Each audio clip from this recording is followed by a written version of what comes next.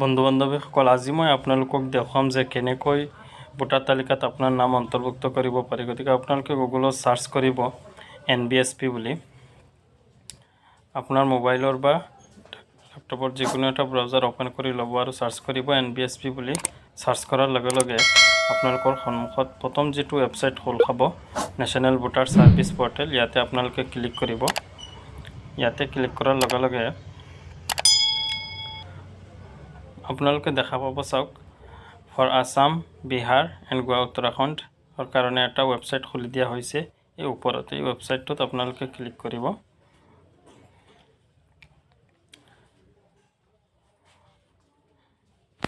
ইয়াতে ক্লিক কৰাৰ লগে লগে আপুনি চাব আপোনালোকৰ সন্মুখত এখন পেজ খোল খাব।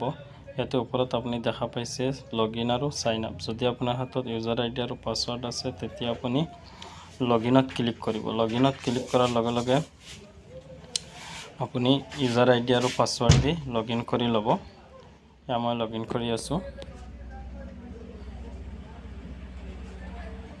যদি আপোনাৰ হাতত ইউজাৰ আইডি আৰু পাসওয়াৰ্ড নাই তেতিয়াহ'লে মোৰ চেনেলত আৰু এটা ভিডিও আছে কেনেকৈ ৰেজিষ্টাৰ কৰে, সেই ভিডিওটো চাই ল'ব আপোনালোকে। মই ইয়াতে ক্যাপচা ফিল আপ কৰিব, ভেৰিফাই কৰিব। যদি ভেৰিফাইড হৈ যায় তেতিয়াহ'লে আপুনি লগইনত ক্লিক কৰিব। লগইনত ক্লিক কৰাৰ লগে লগে আপুনি লগইন হৈ যাব আৰু চাওক আপোনাৰ সন্মুখত এতিয়া লগইন হৈ গ'ল। লগইন হোৱাৰ লগে লগে আপুনি ফৰ্মছত ক্লিক কৰিব। ফৰ্মছত ক্লিক কৰাৰ লগে লগে আপুনি যেহেতু নতুন ভোটাৰৰ নাম অন্তৰ্ভুক্ত কৰিব গতিকে 6 নম্বৰ ফৰ্মত ক্লিক কৰিব। 6 নম্বৰ ফৰ্মত ক্লিক কৰাৰ লগে লগে আপুনি ল্যাঙ্গুৱেজটো সিলেক্ট কৰি ল'ব। আপোনাৰ যেটো কমফৰ্টেবল ল্যাঙ্গুৱেজ হয় সেই ল্যাঙ্গুৱেজটো আপোনালোকে ইয়াৰ পৰা সিলেক্ট কৰি ল'ব।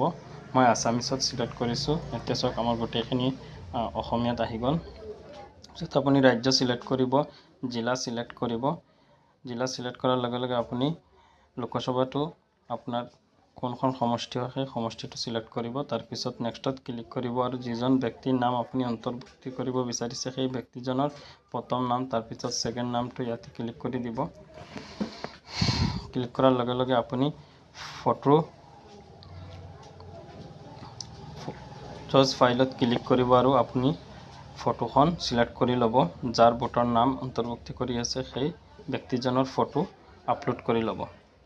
আৰু ফটোৰ সাইজ আপোনাৰ হ'ব লাগিব 4.5 বাই 3.5 সেন্টিমিটাৰ আৰু 2 MBতকৈ কম আৰু ফৰমেটটো হ'ব লাগিব JPG। এছক ফটোখন আমাৰ সন্মুখত আহি গ'ল। আমি ফটোখন যিমানখিনি প্ৰয়োজন ইমানখিনি সিলেক্ট কৰি তললৈ স্ক্ৰল ডাউন কৰিব আৰু সেভ কৰি দিব। সেভ কৰাৰ লগে লগে যেতিয়ালৈকে আপোনাৰ আপলোড হোৱা নাই তেতিয়ালৈকে বাটচাই থাকিব আৰু নেক্সটত ক্লিক কৰিব। এটা নেক্সটত ক্লিক কৰাৰ লগে লগে ৰিলেটিভ যিজন ব্যক্তি হয় ভোটাৰ আইডিত যাৰ ৰিলেটিভ থাকিব সেই ৰিলেটিভৰ ব্যক্তিজন সিলেক্ট কৰি ল'ব। যদি পিতৃ হয় পিতৃ, মাতৃ হ'লে মাতৃ, স্বামী হ'লে স্বামী, পত্নী হ'লে পত্নী।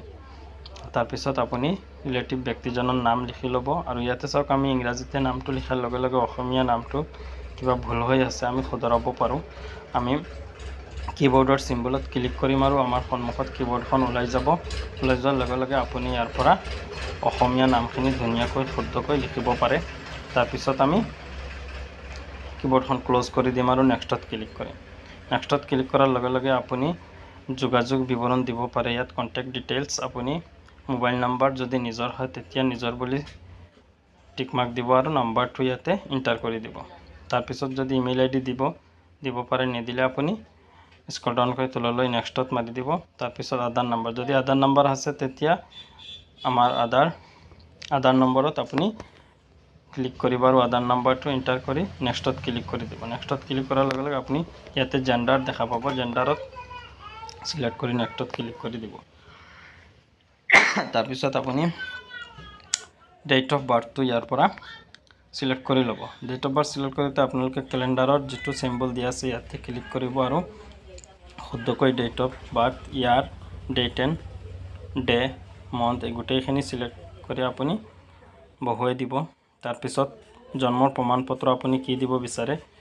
যদি আপোনাৰ লিষ্টত থকা ডকুমেন্টছ আছে তেতিয়াহ'লে ইয়াৰ পৰা সিলেক্ট কৰি ল'ব আৰু চুজ ফাইলত মাৰি ফাইলখন আপলোড কৰি দিব। আৰু যদি আপোনাৰ লিষ্টত থকা কোনো এটা ডকুমেন্টছ নাথাকে তেতিয়াহ'লে 2 নম্বৰ অপশ্যনটোত ক্লিক কৰি যিখন ডকুমেন্টছ দিয়া আছে সেই ডকুমেন্টছখনৰ নাম তলত লিখি দিব। আৰু আপলোড কৰি দিব। তাৰপিছত আপুনি ঘৰ নম্বৰ যিটো কেন্দ্ৰত গৈ আপুনি ভোট দিয়ে সেই কেন্দ্ৰটোৰ নাম আপুনি ইয়াতে ফিল আপ কৰি দিব। তাৰপিছত আপুনি গাঁও, তাৰপিছত ডাকঘৰ, তাৰপিছত পিনক'ড, এইখিনি আপোনালোক পিনক'ড দিব। তাৰপিছত আপোনালোকৰ তহচিল, তালুকা বা মণ্ডলৰ নামটো দিব। তাৰপিছত আপুনি এড্ৰেছ প্ৰুফটো চইচ কৰি ল'ব, নামটো লিখি দিব। আৰু তাৰপিছত আপুনি এড্ৰেছ প্ৰুফ হিচাপে আপুনি কি দিব ইয়াতে আপুনি আপলোড কৰি দিব। আৰু আপোনাৰ ডকুমেণ্টছৰ চাইজ 2 MBতকৈ কম হ'ব লাগিব আৰু JPG বা PDF হ'ব লাগিব। ডকুমেণ্টছ আপলোড হোৱাৰ লগে লগে আপুনি নেক্সটত ক্লিক কৰিব। আৰু তাৰপিছত যদি কোনো ব্যক্তি বিকলাংগ হয় তেতিয়াহ'লে আপুনি ইয়াৰ পৰা বিকলাংগ টাইপটো চিলেক্ট কৰি কিমান পাৰ্চেণ্ট হয় তাৰ পাৰ্চেণ্টটো লিখি, আপুনি যদি ডিজেবিলিটি চাৰ্টিফিকেটখন থাকে তেতিয়া হয় বুলি লিখিব আৰু চাৰ্টিফিকেটখন আপলোড কৰি দিব।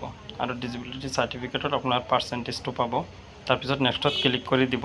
যদি আছে নাই থাকিলেও ক্লিক কৰি আপুনি পৰিয়ালৰ সদস্যৰ নাম, ৰিলেটিভ ব্যক্তিৰ নামটো ইয়াতে লিখি দিব, সম্পূৰ্ণ নাম। তাৰপিছত আপুনি ৰিলেশ্যন, এই ব্যক্তিজনৰ লগত কি ৰিলেশ্যন আছে, যাৰ ভোটৰ নাম তুলি আছে আপুনি সেই ব্যক্তিজনৰ ৰিলেশ্যন ইয়াতে চিলেক্ট কৰি ল'ব। তাৰপিছত ভোটাৰ ID নাম্বাৰটো ইয়াতে বহুৱাই দিব। চাওক ভোটাৰ ID নাম্বাৰটো মই বহুৱাই দিছোঁ। তাৰপিছত আপুনি নেক্সটত ক্লিক কৰিব। নেক্সটত ক্লিক কৰাৰ লগে লগে আপুনি গাঁৱৰ বা চহৰৰ নামটো ইয়াতে লিখিব। তাৰপিছত ৰাজ্যটো চিলেক্ট কৰি ল'ব। তাৰপিছত আপুনি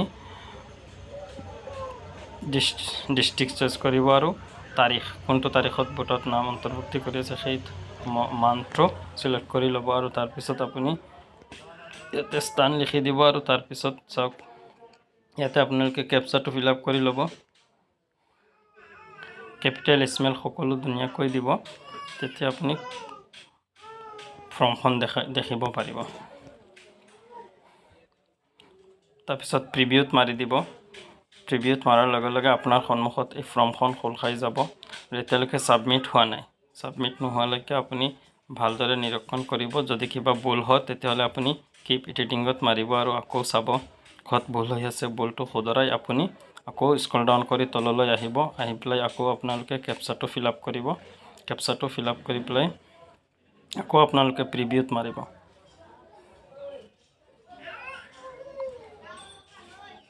এতিয়া প্ৰিভিউত মাৰিব। প্ৰিভিউত মাৰাৰ লগে লগে আকৌ আপোনাৰ শুদ্ধকৈ আহি যাব। আপুনি আকৌ চেক কৰিব। চেক কৰি পেলাই আপোনালোকে ছাবমিটত ক্লিক কৰিব।